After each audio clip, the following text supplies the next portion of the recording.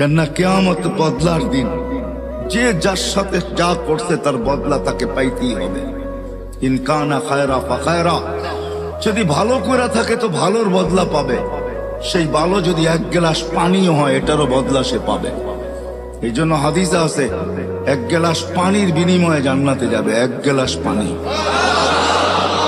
যে দোকানদাররা দোকানের সামনে ফ্রি পানি রেখা দেয়, হয় গরমের দিন রিক্সার থেকে নামছে, পিপাসা লাগছে, তো দোকানের সামনে ঝাড় রেখা দিছে পানির, ওইখান থেকে এক গ্লাস পান করে বাড়ির দিকে হাঁটা শুরু করছে। সে রাখছেই পথিক খাবে, ওই এক গ্লাস পানির বিনিময়ে সে জান্নাতে যাবে।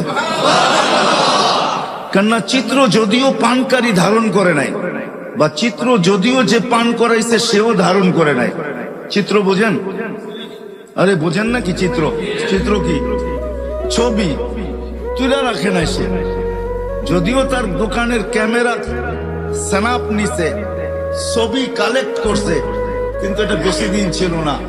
হয়তো যতদিন এটার ভিতরে সিস্টেম আছে, 15 দিন, 1 সপ্তাহ, 1 মাস, 1.5 মাস, হয়তো এতদিন পরে নিজে নিজে ডিলেট হয়ে গেছে, কিন্তু আল্লাহ এই চিত্রকে ধরে রাখছেন।